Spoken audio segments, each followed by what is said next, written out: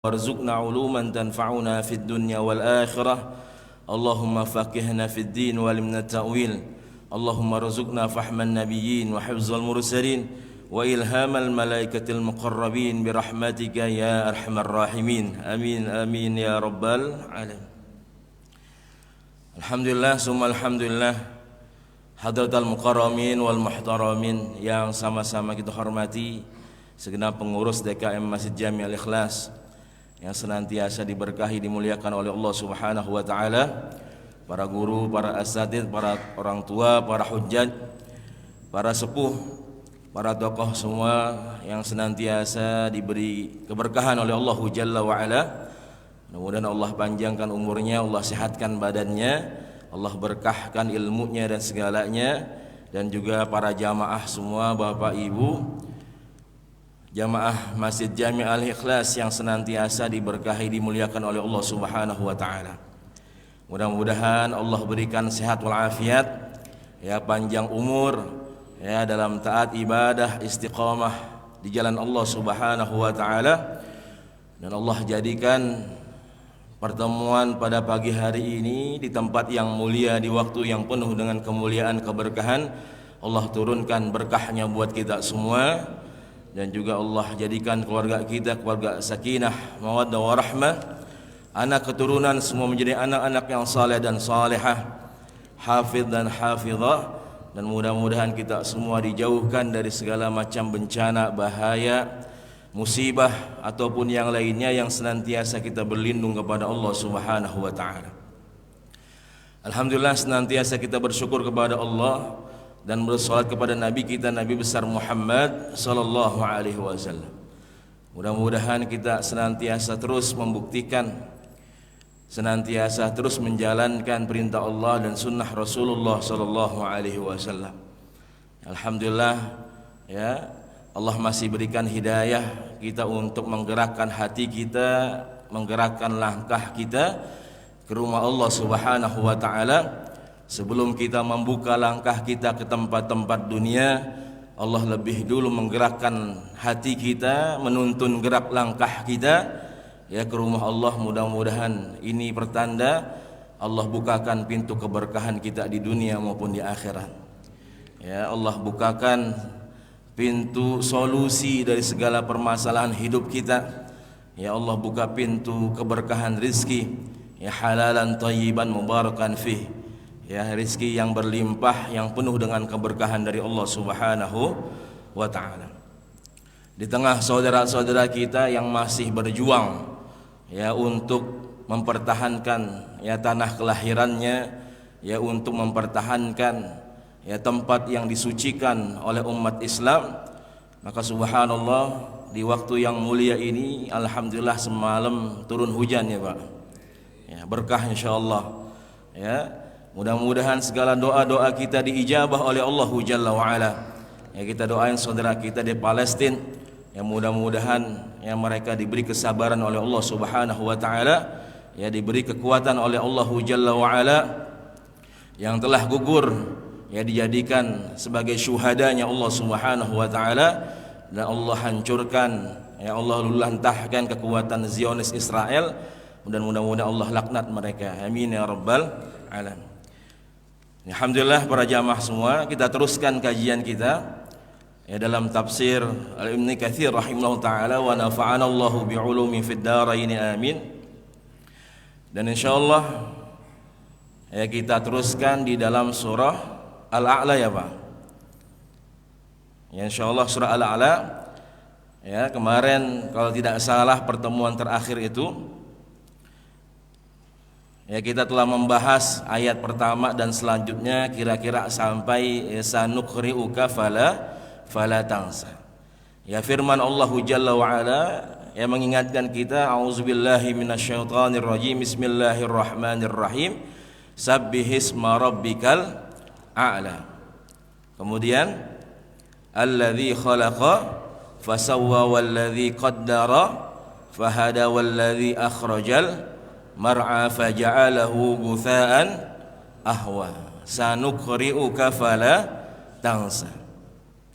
Ya, bagaimana Allah Subhanahu wa taala, ya, memerintahkan kita untuk senantiasa mensucikan Allah Subhanahu wa taala, ya bertasbih, mengagungkan kebesaran Allah Subhanahu wa taala. Kemudian ya kita yakini bagaimana ketinggian kemuliaan Allah Jalla wa ala. Kenapa kita senantiasa bertasbih memuji Allah, membesarkan Allah? Ya karena Allah Subhanahu wa taala yang telah menciptakan manusia dengan sebaik-baik makhluk, sebaik-baik bentuk. Kemudian Allah yang telah menetapkan takdir, ya bagian-bagian untuk kita semua umat manusia. Ya alladzi qaddara fahada, menetapkan takdir, kemudian juga memberikan hidayah kepada kita semua, menuntun ya hidayah kepada kita semua ya untuk senantiasa berada di jalannya Allah Subhanahu wa taala. Ya, kemudian walladzi akhrajal mar'a faja'alahu gutsaan ahwa. Bagaimana Allah hidupkan, Allah tumbuhkan ya berbagai macam tumbuhan, rumput dan sebagainya. Ya, kemudian bagaimana dengan kekuasaan Allah yang tadinya hidup ya kemudian menjadi layu sampai kering. Ya, yang tadinya hijau jadi menguning sampai menjadi coklat bahkan hitam. Nah, begitulah bagaimana fase kehidupan umat manusia, ya seluruh makhluk Allah Jalla wa ala, yang ada awalnya kemudian juga ada akhirnya. Ya. Maka bagaimana Allah membedakan antara khaliq dengan makhluk? Ya, kalau khaliq Allahu Jalla wa ala la awwala wa la akhir, enggak ada awalnya, enggak ada akhirnya. Tapi makhluk ada awalnya juga ada akhirnya. Ya, maka selanjutnya Allah Subhanahu wa taala menjelaskan kepada kita semua, ya sanuqri'uka fala tansa. Ya, sanuqri'uka fala tansa, sanuqri'uka ya Muhammad. Ya fala tansa, bahwasanya kami ya nuqri'uka itu adalah apa? Berasal dari kata qara'a. Ya kafnya ini adalah kepada Nabi kita Nabi Muhammad sallallahu alaihi wasallam. Jadi sanuqri'uka, sa ini akan, ya nunnya adalah domir nahnu yang menjelaskan kebesaran Allah Jalla wa ala. Allah yang menurunkan Al-Quran, kemudian yang menyampaikan Al-Quran adalah malaikat Jibril alaihissalatu wassalam kepada Nabi kita Nabi Muhammad sallallahu alaihi wasallam. Ya, maka Allah menggunakan domir nahnu, sanuqri'uka, kami akan membacakan kepadamu, menyampaikan kepadamu. Ya, wahai Muhammad sallallahu alaihi wasallam, fala tansa. Ya, dan Nabi Muhammad enggak akan lupa. Ya, dan Nabi Muhammad tidak akan pernah lupa. Dengan apa? Dengan Al-Qur'an yang diturunkan kepada beliau. Dengan Al-Qur'an yang diturunkan oleh Allah Jalla wa ala melalui malaikat Jibril kemudian sampai kepada Nabi kita Nabi Muhammad sallallahu alaihi wasallam. Wa hadza ikhbarun min Allah taala wa wa'dun minhu lahu. Ya, kalimat fala tansa ini adalah berita dari Allah Subhanahu wa taala, ya khabar dari Allah Subhanahu wa taala dan janji dari Allah Subhanahu wa taala. Ya, bahwasanya Nabi Muhammad sallallahu alaihi wasallam yaitu tidak akan pernah lupa yang namanya Al-Qur'an. Ya, makanya Al-Qur'an ini diberikan oleh Allah kepada Nabi kita Nabi Muhammad sallallahu alaihi wasallam. Ya, Allah mengatakan innahu alaina jam'ahu wa qur'ana, bagaimana Al-Qur'an itu diturunkan kepada Nabi Muhammad sallallahu alaihi wasallam. Ya, hifzan wa ma'nan. Ya, secara dihafal kemudian maknanya itu semua dijaga oleh Nabi kita Nabi Muhammad sallallahu alaihi wasallam. Ya, maka ketika bagaimana malaikat Jibril menyampaikan kepada Nabi Muhammad sallallahu alaihi wasallam itu kan dituntun terus oleh malaikat Jibril. Ya, diajarkan terus. Makanya Rasulullah sallallahu alaihi wasallam itu sampai tergesa-gesa ya untuk ikut membaca, ya belajar membaca Al-Qur'an ya kepada malaikat Jibril alaihi salatu wasallam. Berusaha untuk membacanya, kemudian berusaha untuk menghafalnya. Ya, maka Allah peringatkan di surah Al-Insan itu, surah Ad-Dahr. Ya, Allah mengatakan la tuharrik bihi lisanaka lita'jala bi inna alaina jam'ahu wa qur'ana. Ya, bagaimana Allah Subhanahu wa taala mengingatkan, ya la tuharrik bihi lisanaka lita'jala bih. Jangan tergesa-gesa wahai Muhammad sallallahu alaihi wasallam. Ya, dalam membaca Al-Qur'an, karena Al-Qur'an ini memang akan diberikan kepada Nabi Muhammad sallallahu alaihi wasallam. Ya, dengan mudah, dengan gampang bagaimana Allah memberikan Al-Qur'an ini, ya, dihafal, ya, dan diimplementasikan, ya, dalam kehidupan Nabi kita, Nabi besar Muhammad sallallahu alaihi wasallam. Makanya bagaimana ada sahabat Rasulullah sallallahu alaihi wasallam, ya, ketika bertanya kepada Ummul Mukminin Siti Aisyah radhiyallahu taala anha, ya, kaifa khuluqun Nabi sallallahu alaihi wasallam, bagaimana akhlaknya Nabi Muhammad sallallahu alaihi wasallam. Kemudian Ummul Mukminin menjawab, kana khuluquhul Qur'an, bahwasanya Nabi Muhammad sallallahu alaihi wasallam, ya, adalah akhlaknya adalah Al-Qur'an. Ya, akhlaknya adalah Al-Qur'an. Jadi pendapat yang pertama tadi bahwasanya Nabi Muhammad sallallahu alaihi wasallam, ya, tidak akan pernah lupa kepada Al-Qur'an. Ya, nanti berkaitan dengan ayat selanjutnya, illa masya Allah. Ya, kecuali sesuatu yang memang dikehendaki oleh Allah Subhanahu wa taala. Ya, karena Nabi Muhammad sallallahu alaihi wasallam, ya, basyarun, ya, manusia, akan tetapi ila kal basyari, ya, bukan seperti manusia biasa.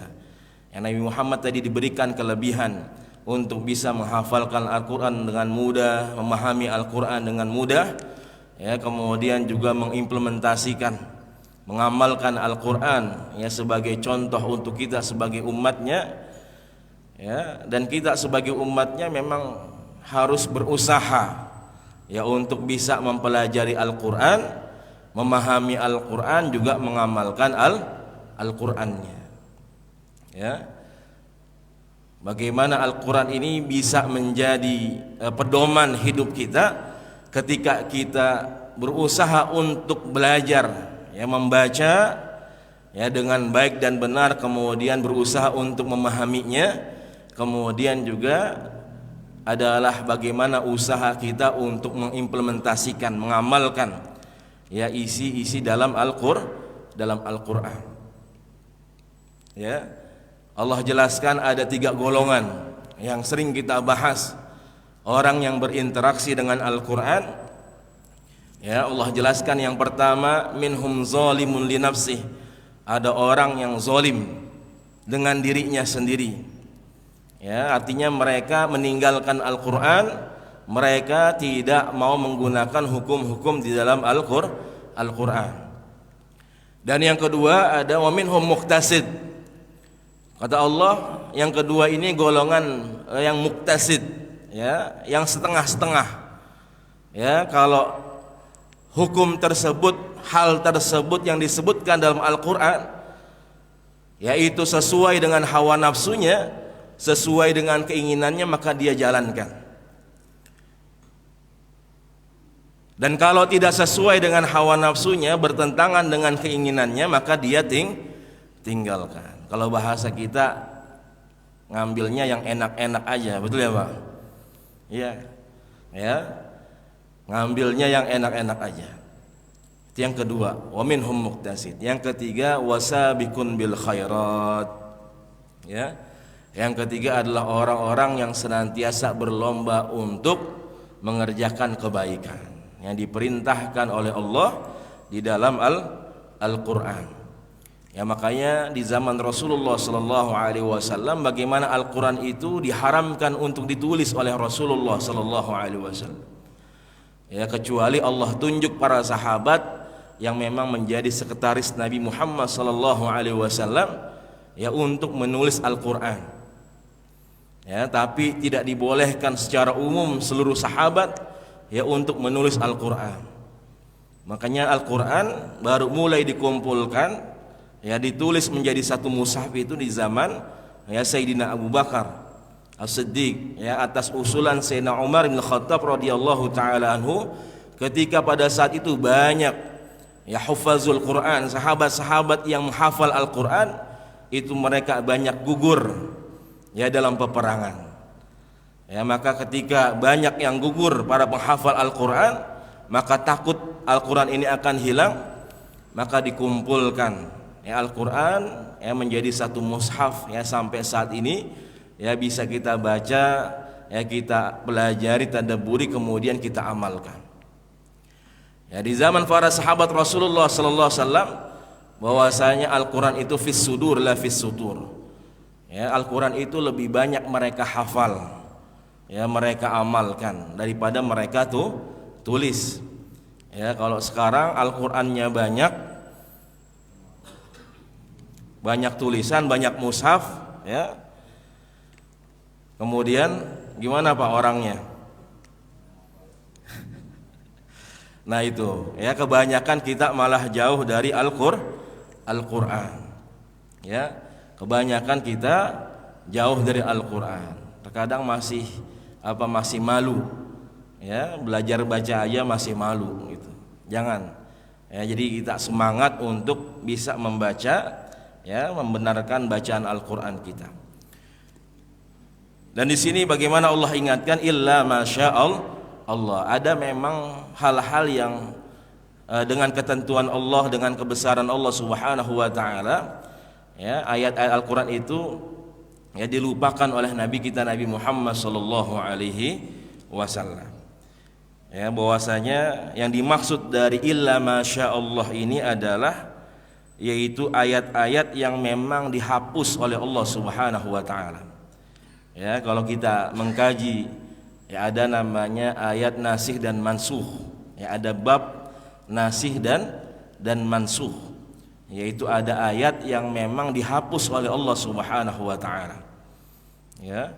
Itu dijelaskan bagaimana ada ayat-ayat yang memang dihilangkan dalam Al-Qur'an, ya, karena Allah Subhanahu wa taala memberikan syariat kepada nabi kita Nabi Muhammad sallallahu alaihi wasallam. Nah, itu ayat-ayat yang mansuh, ya, ayat-ayat yang dihapus oleh Allah Jalla wa Ala.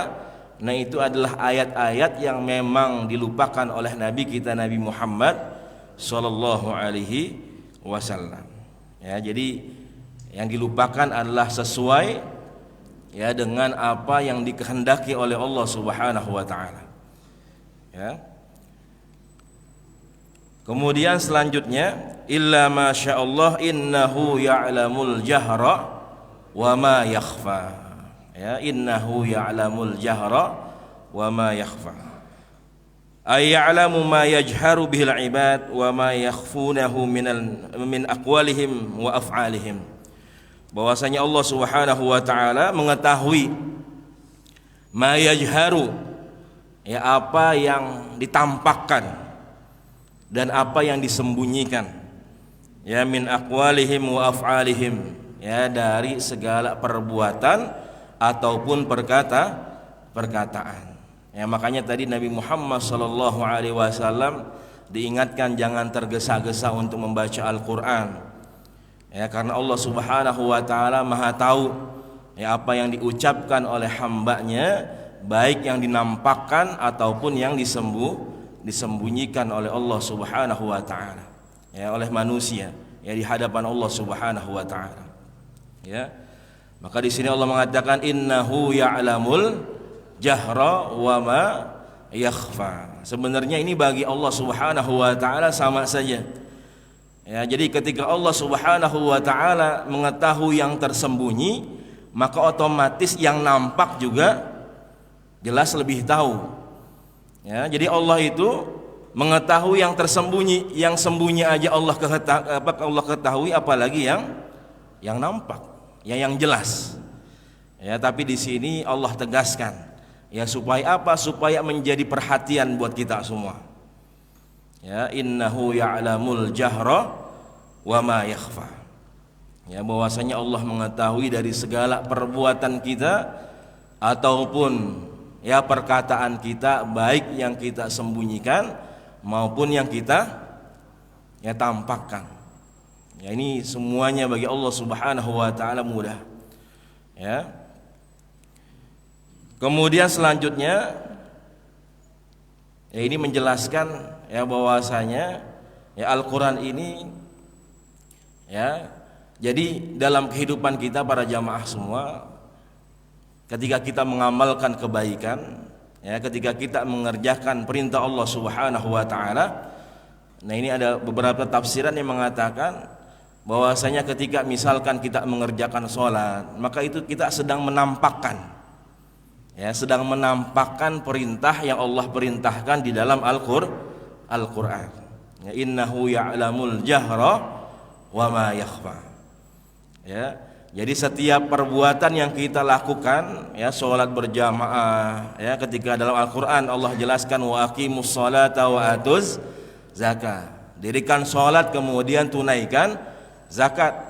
Ya, ketika kita melaksanakan sholat, menunaikan zakat, berarti kita sedang menampakkan ya, menampakkan perintah-perintah di dalam Al-Qur'an. Ya, adapun yang tersembunyi adalah amalan hati kita. Ya, ikhlas, sabar, tawadu kita, wara' kita. Nah, itu juga hal-hal yang memang kita kerjakan dalam kehidupan kita, yang memang diperintahkan di dalam Al-Qur'an, sesuatu yang tersembunyi ya, tapi yang nampak yang kita kerjakan ya, seperti sholat ya, kemudian infak, sedekah. Nah, itu kita sedang menampakkan ya apa yang diperintahkan oleh Allah di dalam Al-Qur'an. Makanya Allah mengatakan innahu ya'lamul jahra wa ma yakhfa.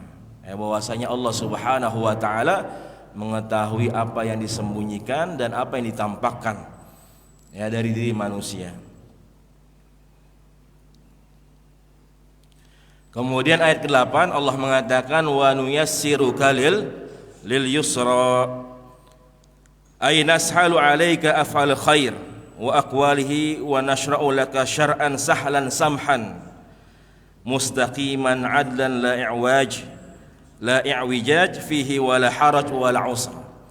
Bahwasanya di sini wa nuyassiruka lil yusra, Allah berikan kemudahan. Untuk apa lil yusra di sini? Salah satu tafsirannya adalah yaitu dalam menjalankan yang namanya syariat Islam. Ya, dalam menjalankan segala kebaikan-kebaikan yang diperintahkan oleh Allah dan Rasulullah sallallahu alaihi wasallam.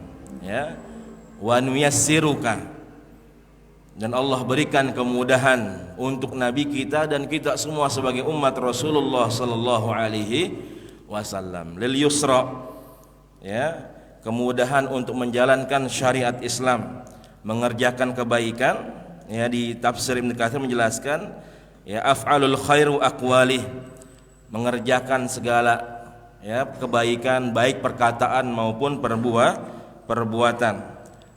Wa nashra'u laka syar'an sahlan samhan mustaqiman, Allah memberikan syariat Islam ya, syariat Islam yang mudah, yang tidak menjadi beban bagi umat manusia. Ketika kita sholat ini jadi beban enggak, Pak? Ya, sholat jadi beban enggak buat kita semua? Enggak ada syariat yang menjadi beban buat kita semua. Ya, makanya ketika kita menjalankan syariat ini, ya jadikan syariat atau ibadah ini menjadi kebutuhan buat kita. Ya, bukan menjadi beban. Ya, maka subhanallah, ya bagaimana dalam syariat ya, syariat yang diperintahkan oleh Allah Subhanahu wa taala itu kan dijelaskan ada namanya maqasidus syariah. Ada maksud-maksud kenapa syariat Islam ini Allah berikan kepada kita semua. Ya, Allah syariatkan, Allah perintahkan buat kita semua.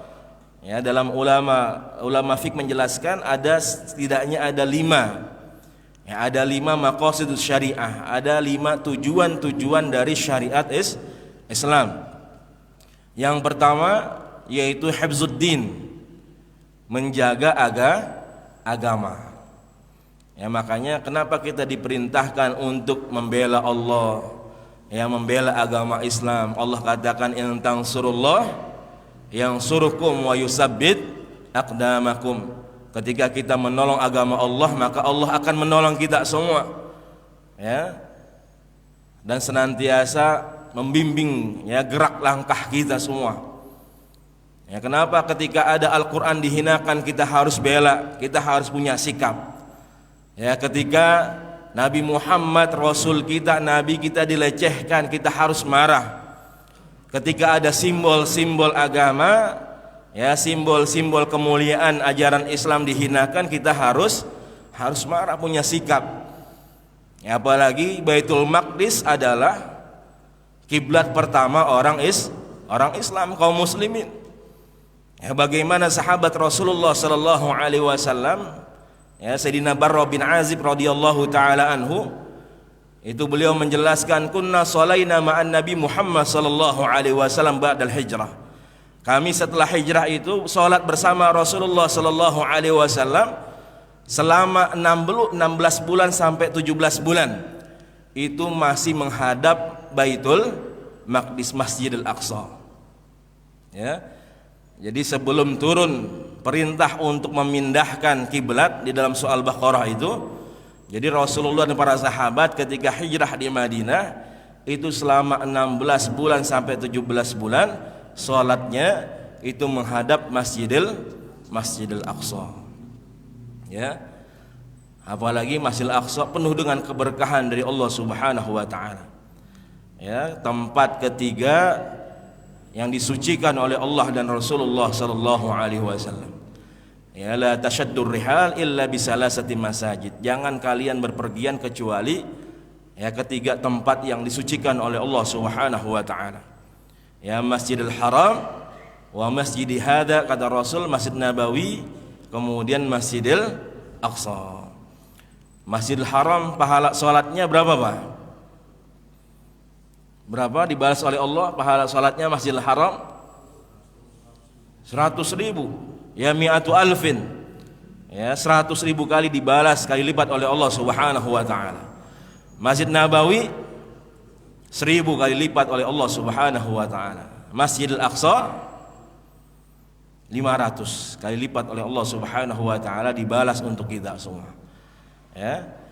Maka kemuliaan banyak dalam Al-Qur'an. Allah agungkan, ya, Allah muliakan, ya, tempat yang ketiga ini yaitu Masjidil Aqsa. Yang pernah kita bahas tafsirannya, Allah bersumpah watini wazaitun wa turi sinin wa hazal baladil amin. Allah bersumpah dengan 3 tempat yang mulia di dalam surah At-Tin. Ya, watini waz zaitun, demi buah tin dan buah zaitun. Itu adalah ardu Palestina. Ya, Imam Ibnu Katsir menjelaskan bahwasanya itu adalah tanah Palestina. Ya, yang di dalamnya banyak tumbuh buah tin dan buah zaitun. Makanya minyak zaitun terbaik itu adalah dari Palestina.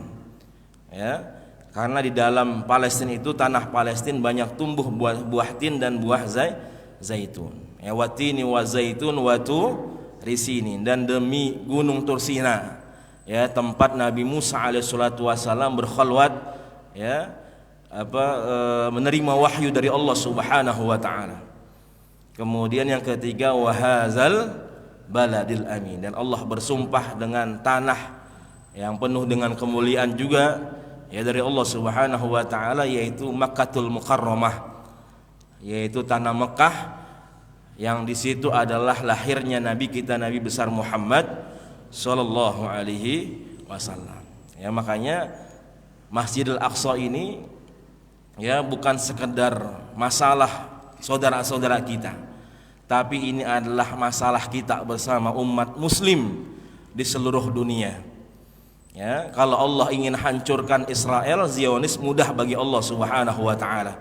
Bagaimana Allah hancurkan kaum Ad, ya, kaum Samud, Kalau Allah mau jaga Masjidil Aqsa mudah bagi Allah Subhanahu wa taala. Ya, bagaimana Allah menjaga Ka'bah ketika Abraha mau hancurin itu Ka'bah, Allah hancurkan mereka. Mudah bagi Allah Subhanahu wa taala. Ya. Tapi kenapa ya sampai seperti ini hingga detik ini? Karena Allah ingin melihat bagaimana istiqomah keimanan kita di hadapan Allah Subhanahu wa taala. Ya. Dengan konflik ini, genosida ini terlihat tuh orang-orang yang bela Palestina, orang-orang yang malah ya bela Israel, menyalahkan Palestina, ya dibilang Syiah dan sebagainya. Ya, itu terlihat semuanya. Ya, maka di sini Allah ingin melihat bagaimana kekuatan keimanan kita di hadapan Allah ya dan Rasulullah sallallahu alaihi wasallam. Makanya apa yang kita bisa bantu dengan apa yang kita bisa, yang kita miliki. Ya, kalau kita nggak bisa hadir di sana membantu saudara-saudara kita, minimal dengan harta dan doa-doa kita panjatkan, kita doakan yang terbaik untuk saudara-saudara kita di Palestina. Amin ya rabbal alamin. Ya, tadi hifzuddin, menjaga agama. Yang kedua ada namanya hifzul mal, ya menjaga harta. Ya, makanya kenapa nggak boleh makan harta yang haram, ya jangan nipu, ya jangan mengambil sesuatu yang haram dan sebagainya. Itu bagaimana syariat menjaga ya kehalalan harta kita. Kenapa disuruh berbisnis yang baik, ya bertransaksi yang baik, ya walaupun sedikit untungnya, yang penting halal. Di situ ada keberkahan. Nah, di situ adalah syariat menjaga harta kita, hifzul mal, ya menjaga harta, nggak boleh nyolong, nggak boleh nipu, ya dan sebagainya, supaya bagaimana kita dapatkan harta dengan cara yang halal, kemudian kita gunakan dengan cara yang baik, dengan cara yang halal. Hifzul mal. Kemudian yang ketiga ada namanya ya hifzun nasab, ya menjaga keturunan. Ya, maka diperintahkan untuk nikah, ya. Kemudian mohon maaf, ya perempuan, wanita, seorang istri yang ditinggalkan oleh suaminya, baik talak hidup ataupun mati, maka ada namanya masa iddah, ya masa nunggu. Betul ya Pak? Ya, ada masa iddahnya. Nah, itu bagaimana syariat Islam menjaga kemurnian nasab, ya menjaga nasab. Udah berapa Pak? 3 ya. Hifzuddin, kemudian hifzul mal, kemudian hifzun nasab, kemudian yang ketiga ya, hifzul akal, ya menjaga akal kita, ya menjaga akal kita. Ya makanya nggak boleh minum khamar, ya kemudian narkoba dan sebagainya, supaya bagaimana akal ini digunakan dengan semestinya ya oleh Allah Subhanahu wa taala. Allah berikan kepada kita semua ya untuk digunakan ya sebagai kemuliaan, ya yang membedakan antara manusia dengan makhluk-makhluk yang lainnya. Ya, setelah hifzuddin, hifzul mal, ya kemudian hifzun nasab, ya kemudian hifzul akal, kemudian hifzun apa lagi nih yang kelima? Ya, hifzul apa lagi? Hifzul apa lagi guru?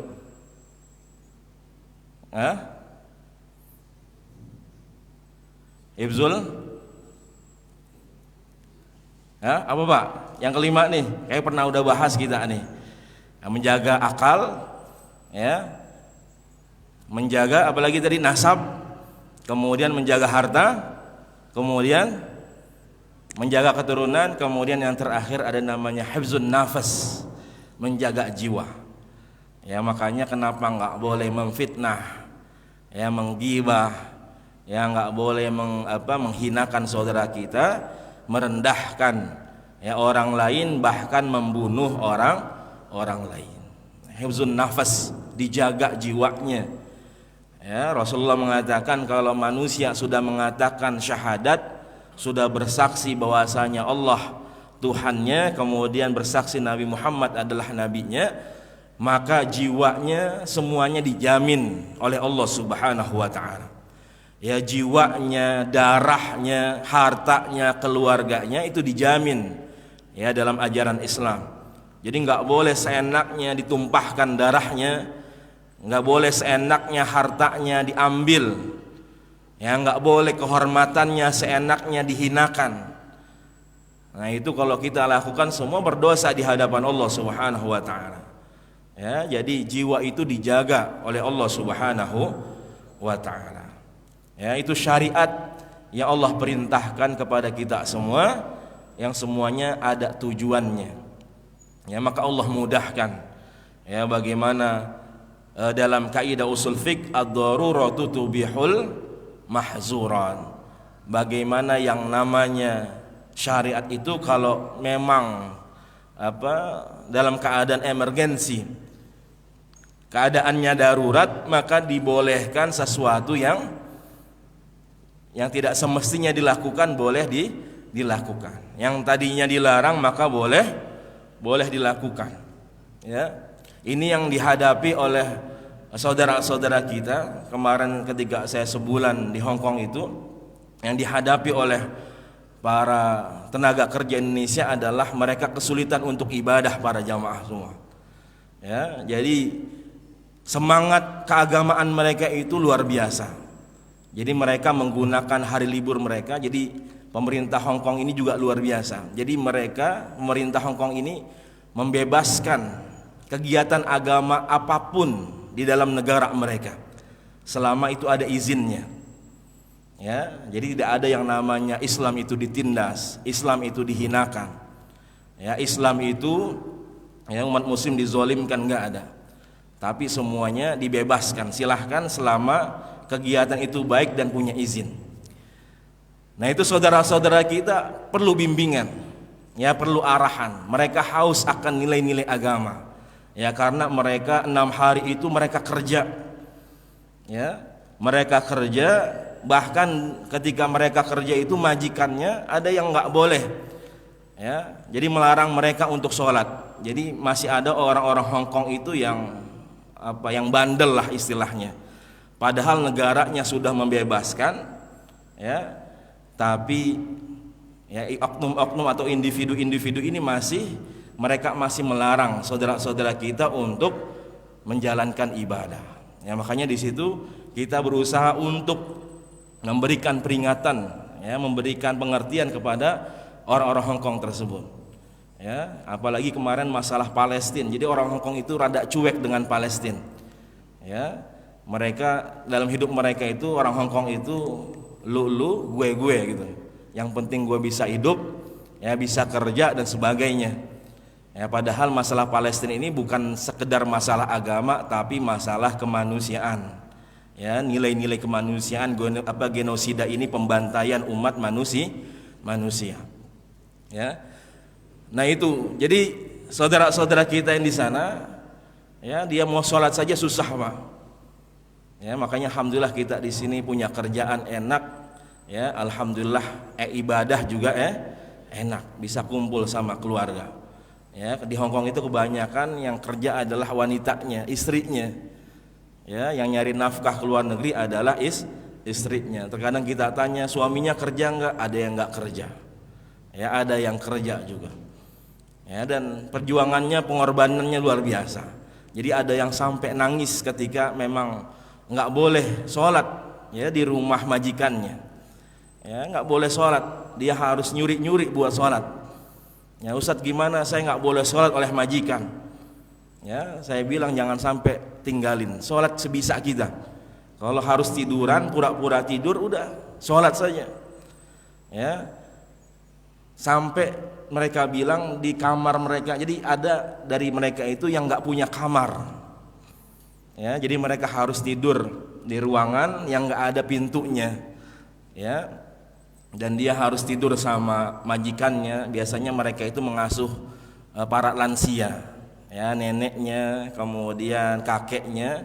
ketika anak-anaknya udah sibuk dengan dunianya. Jadi mereka ambil pekerja kita, kemudian ngurusin nenek mereka, kakek mereka. Ya, sampai di ruangan itu sampai dipasang CCTV. Ya, jadi mereka nggak bisa ngapa-ngapain. Ya, maka terkadang ada yang sampai sholat di kamar mandi. Ya, dia berusaha untuk sholat di kamar mandi. Ya, karena memang susahnya, ya susah buat ibadah. Ya, maka mereka merasa haus, merasa jauh dari yang namanya agama. Ya, makanya bagaimana ketika mereka bertemu kami itu luar biasa. Ya, minta tata cara ibadah, karena tadi bahwasanya ad-daruratu tubihul mahzurat. Keadaan emergensi, keadaan darurat membolehkan segala apapun yang memang dilarang oleh syariat Islam. Artinya selama kita bisa sholat, ya dengan cara apapun silahkan. Ya, karena orang sakit saja, ya ketika dia nggak bisa berdiri boleh duduk. Ya, ketika nggak bisa duduk berbaring silahkan. Ya, ketika berbaring dia nggak bisa gerak boleh dengan isyarat. Ya, ketika isyarat juga nggak bisa, ya udah, ya rapi urusannya dah. Ya, di subhanallah. Ya, jadi itu yang menjadi masalah kita. Maka alhamdulillah, ya Allah memberikan kemudahan dalam syariat Islam ini. Ya, ketika kita berbuat salah, ya kita bisa istighfar. Ya, kita bisa taubatan nasuha. Ya, dosa besar dengan taubatan nasuha, dosa kecil bisa dengan istighfar kepada Allah Subhanahu wa taala. Ya, umatnya Nabi Musa mau taubat saja dia harus membunuh dirinya dulu di hadapan Allah Subhanahu wa taala. Ya, jadi taubatnya umat Nabi Musa harus bunuh diri, ya supaya dosa-dosanya diampunin oleh Allah Subhanahu wa taala. Ya, bunuh diri kemudian baru taubatnya diterima oleh Allah, dosa-dosanya diampuni oleh Allah Subhanahu wa taala. Ya, maka bersyukur alhamdulillah kita menjadi bagian dari umat Nabi Muhammad sallallahu alaihi wasallam. Baik, itu para jamaah semua, mungkin sampai sini dulu karena memang ya nanti mau berangkat, ya, dan juga sudah masuk waktu syuruk. Ya, mudah-mudahan apa yang kita kaji, apa yang kita tadabburi pada pagi hari ini ya bisa menambah hazanah keimanan kita di hadapan Allah Subhanahu wa taala, kekuatan iman kita di hadapan Allah dan Rasulullah sallallahu alaihi wasallam, dan juga bisa kita implementasikan ya dalam kehidupan kita sehari-hari, ya sebagai bukti bagaimana kecintaan kita kepada Allah dan Rasulullah sallallahu alaihi wasallam. Mungkin di sini ada yang ditanyakan di akhir.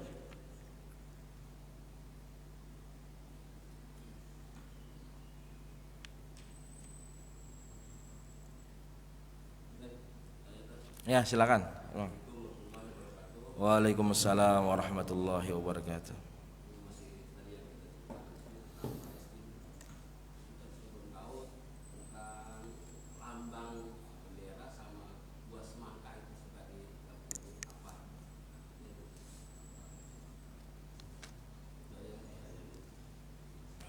Iya. Jadi sekarang yang lagi viral ya gambar buah semangka. Ya, jadi memang yang pertama di tanah Palestina itu banyak tumbuh yang namanya semangka. Ya, jadi salah satu keberkahan. Jadi banyak gurun pasir yang diberi keberkahan oleh Allah Subhanahu wa taala. Ya. Karena memang misalkan di Mekah kan doanya Nabi Ibrahim, ya. Nabi Ibrahim juga Palestina, ya, ketika meninggalkan Nabi Ismail di Mekah itu, ya, maka Nabi Ibrahim juga berdoa bagaimana Mekah itu diberikan rizki ya dari buah-buahan. Ya, wazukhu minas samarat man amana minhum billahi wal yaumil akhir. Ya, Nabi Ibrahim meminta kepada Allah bagaimana tanah ini diberi keberkahan dengan banyaknya buah-buahan.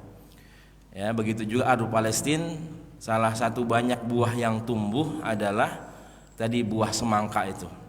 Ya. Kemudian yang kedua, ini bentuk perlawanan.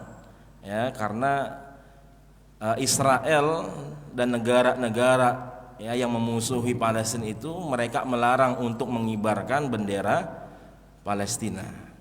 Ya, maka salah satu caranya, apalagi di media sosial itu terkadang kalau kita posting ya masalah-masalah Palestina itu ada yang dihapus. Ya. Misalkan di TikTok ya atau di Instagram, kalau di YouTube mungkin ada beberapa ya. Karena banyak aktivis-aktivis itu yang akunnya mereka dihilangkan. Ya.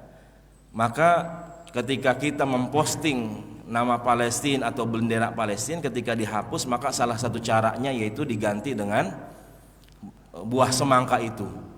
Ya, kenapa? Karena buah semangka itu mirip dengan bendera Palestina. Itu semua warna ada di semangka itu, di potongan semangka. Ya, bendera Palestina kan warna apa aja, Pak? Warna hijau. Semangka kan ada tuh bawahnya hijau. Kemudian warna merah ada ya. Ada merah putih. Ada tuh bagian pemisahnya tuh kulit sama isinya. Hitam ya bijinya. Nah, itu semua ada ya di buah semangka. Ya. Makanya untuk melakukan perlawanan ketika bendera enggak boleh dikibarkan ya, atau kita posting bendera-bendera Palestina yang berbau-bau Palestina itu dihapus ya oleh media-media sosial ya, maka salah satu caranya kita posting buah semangka ya, bukan orang ini demen semangka, bukan ya, tapi bagaimana tadi bahwasanya ini bentuk dari solidaritas kita ya, bukti ukhuwah kita, tetap kita membela yang namanya Palestina. Jadi waktu di Hong Kong itu karena saking cueknya orang-orang Hong Kong, itu kita berusaha bagaimana supaya orang Hong Kong itu paham ya tentang apa yang terjadi di Palestina. Jadi kita nggak mintain dana, kita cuman pengen bagaimana mereka paham ya, mereka tahu isu-isu Palestina ini, kemudian mereka bisa posting ya di media-media sosial mereka. Ya, karena ini juga penting para jamaah semua.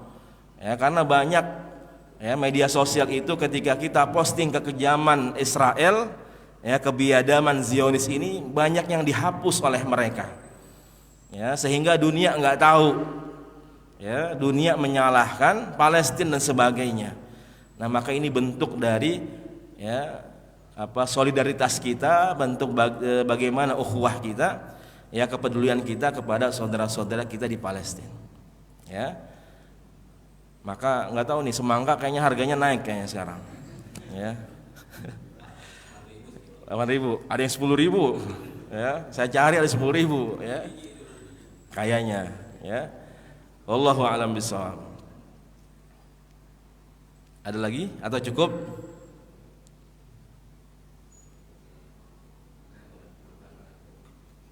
Cukup, Guru? Baik, para jamaah semua, mudah-mudahan ya apa yang kita kaji semua bisa menambah keimanan kita kepada Allah Subhanahu wa taala ya, bisa kita implementasikan, aplikasikan dalam kehidupan kita sehari-hari. Mudah-mudahan senantiasa kita terus dalam hidayahnya Allah Subhanahu wa taala. Amin ya rabbal alamin. Mari kita tutup majelis kita dengan mengucapkan hamdalah alhamdulillahirabbil alamin. Kita baca doa kafatul majlis, subhanakallahumma wa bihamdika asyhadu an la ilaha illa anta astaghfiruka wa atubu ilaik. Mohon maaf jika ada salah dan khilaf, yang benar dari Allah Subhanahu wa taala. Hadanallahu ikum ajma'in wal afu minkum. Summa assalamu alaikum warahmatullahi wabarakatuh.